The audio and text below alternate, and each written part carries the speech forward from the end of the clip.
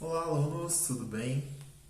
Vamos aí para mais uma videoaula. Vamos continuar hoje, né, o que a gente já estava falando na última aula. A gente estava no segundo reinado, né, a gente estava falando sobre o segundo reinado. Eu falei sobre o fim do tráfico de escravos. E hoje a gente vai prosseguir com isso e as consequências disso. Em primeiro lugar, se você o tráfico era o transporte, né, das pessoas que eram sequestradas na costa da África e trazidas para trabalhar de maneira forçada no Brasil, mas não o fim da escravidão. Então a escravidão ela continua funcionando, continua em funcionamento, mas dentro do país. Então não pode trazer de fora. Mas a produção, a velocidade da produção de café e cada vez mais aumentava, precisava de um abastecimento constante de mão de obra. Visto isso, era necessário substituir essa mão de obra que agora já não se tinha. Aí, da onde vai vir essa mão de obra? Vamos começar a incentivar a vinda de imigrantes europeus. Pergunta, por que não usar as pessoas que estavam aqui mesmo, né? O Brasil ele tinha uma grande contradição do século XIX, né?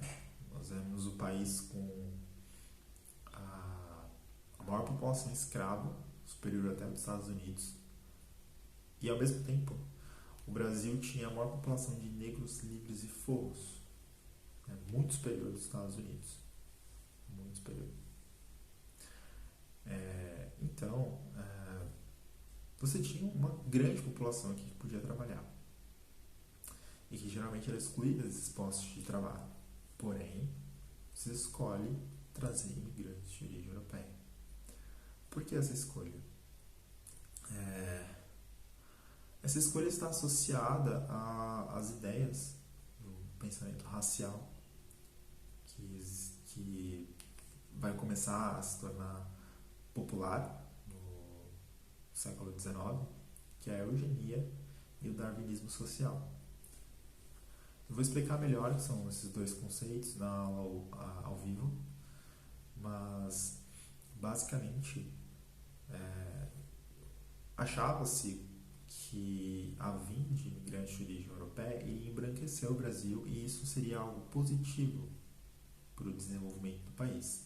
Então, quanto mais se embranquecessem as pessoas até o momento em que não houvessem mais negros, porque segundo a percepção, né, segundo a ideia das pessoas na época, a vinda constante de imigrantes de origem europeia iria embranquecer o Brasil a ponto de não existirem mais pessoas negras. Eu estou repetindo o que um cara falou na época.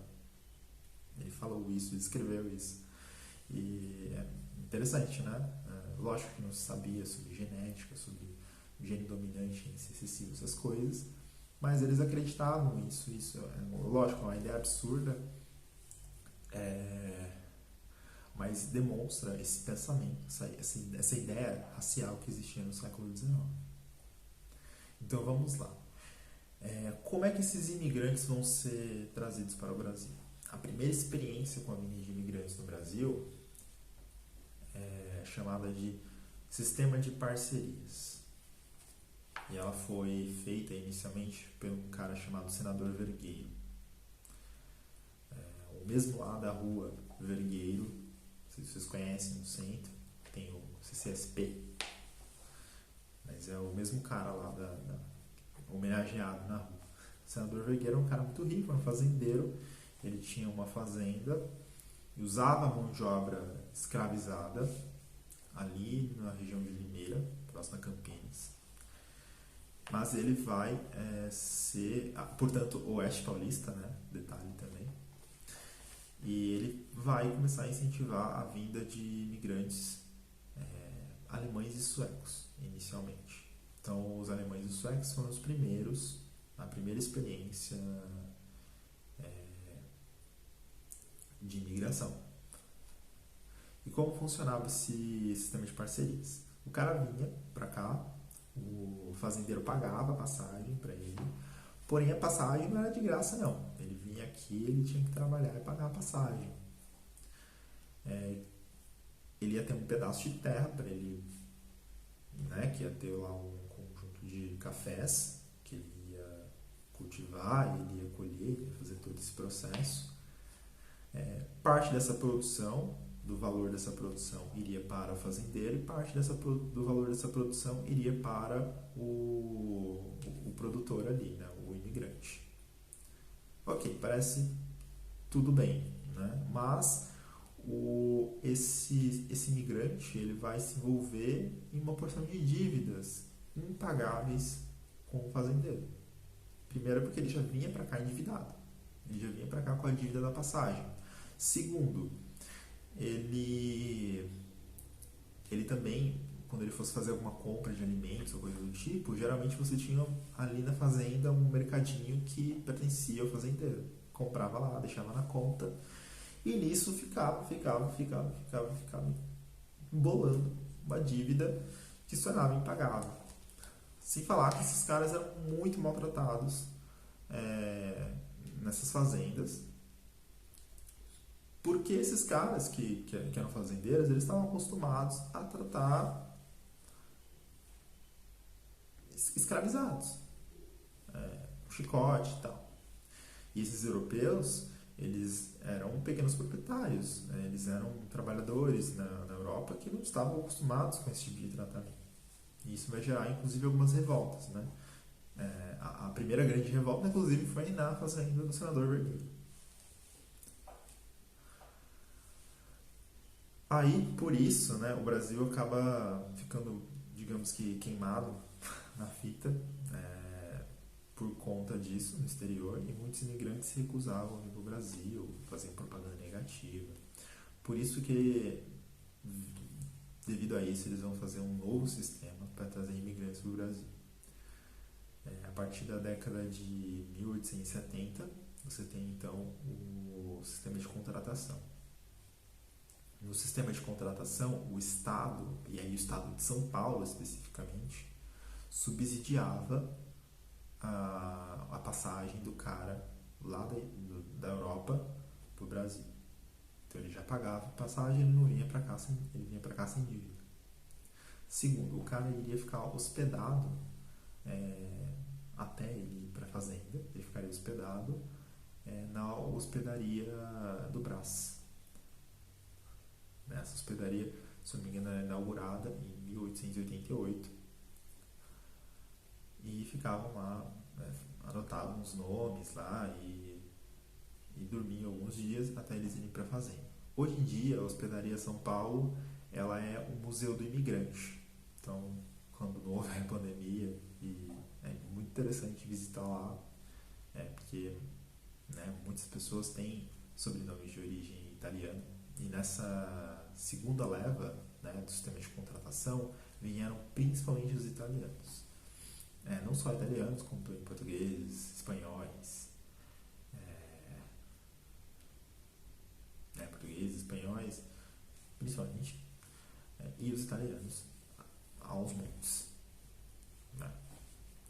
Outros imigrantes chegaram a vir também, mas mais lá para frente, mais para o século XX, que são os de origem árabe. Então a gente também tem, principalmente em São Paulo também, então a gente tem sobrenomes aí como Maluf, Haddad, são políticos, né? O Temer, todos eles são sobrenomes de origem sírio-libanesa. Né? Tem o Hospital Sírio-Libanês, então essa comunidade de imigrantes também foi bastante forte. E depois, no início também do século XX, a gente tem o início da imigração dos japoneses, que também vieram quase que exclusivamente para São Paulo. Para alguns lugarzinhos do Paraná, mas quase que exclusivamente para São Paulo. O primeiro foi o Casato Maru, o primeiro navio japonês a desembarcar aqui em São Paulo, e a partir daí vieram bastantes imigrantes japoneses. Bom, voltando, um risco que o Estado brasileiro começa a perceber quando esses imigrantes chegam, já bem no iniciozinho, é de que esses caras, com a grande disponibilidade de terras que tem no Brasil, podem se tornar pequenos proprietários e resolver não trabalhar. Eu não quero trabalhar para esse cara. Vou fazer minha plantinha aqui e viver bem. Por isso que logo no início da imigração, em 1850, o governo brasileiro, o governo imperial, vai fazer a Lei de Terras. A Lei de Terras tinha o objetivo de limitar as chamadas terras devolutas ao acesso de qualquer pessoa. Qualquer terra devoluta, ou seja, qualquer terra que não tivesse proprietário, pertencia ao Estado, e o Estado venderia essa terra para alguém. O Estado passa a utilizar essa terra como capital. Ao contrário de, sei lá, ter poceiros e a pessoa ir lá e, enfim, toma posse e vai produzir naquela terra. Qual a grande consequência disso? Uma consequência que foi se somando no decorrer da história do Brasil. A alta concentração fundiária do Brasil. Que vocês provavelmente devem ter visto em geografia ou vão ver em geografia, mas o Brasil é um dos países em que as terras pertencem a pouquíssimas pessoas. E isso tem consequências absurdamente negativas.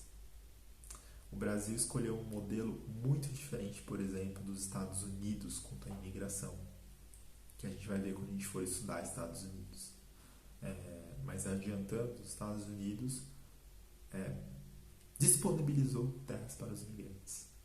Lógico que, e a gente vai chegar lá, a gente vai ver isso lá, existe uma coisa meio perversa nisso também, mas isso fez com que os Estados Unidos desconcentrasse as suas terras e as pessoas estão mais bem distribuídas no território. Depois eu explico por que isso acontece. Mas as pessoas ficam mais bem distribuídas no território e não há tanta concentração de pessoas em uma única região ou cidade. O que acaba gerando mais pobreza, enfim, uma porção de problemas que a geografia explica bem melhor que a história. Mas enfim, voltando ao Segundo Reinado. Outra coisa que eu quero também acrescentar nessa aula é que durante esse período também, como consequência como parte, né, de consequência do tráfico de escravos, o Brasil vai ter um pico de desenvolvimento capitalista e industrial. Por que eu digo um pico? Porque é uma coisa que sobe e desce rapidinho. Né? Esses ciclos de desenvolvimento econômico também são muito presentes na história do Brasil. Né? O Brasil é um país que vive desses picos.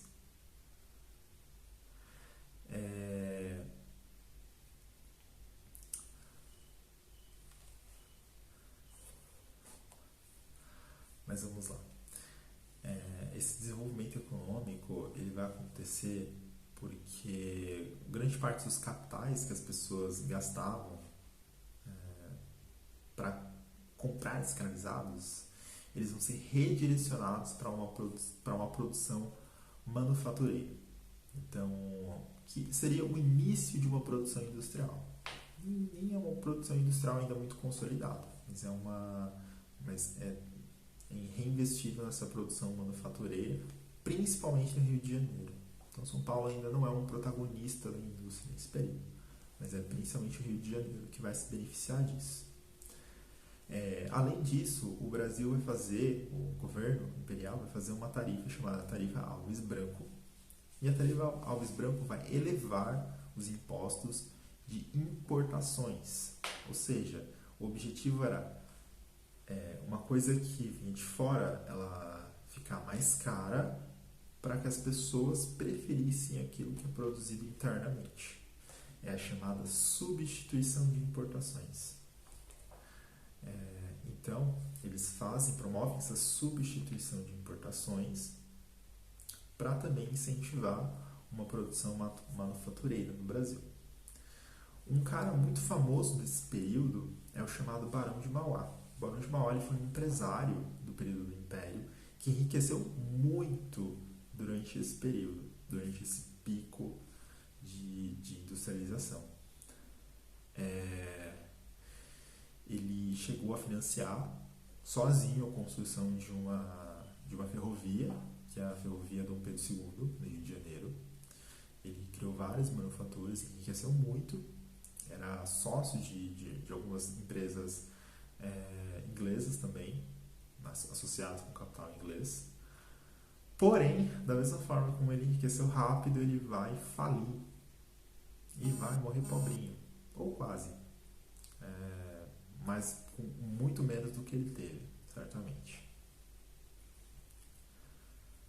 Bom, não vou me estender muito, já me estendi demais, então eu vou deixar o resto para a próxima aula, para a nossa aula ao vivo.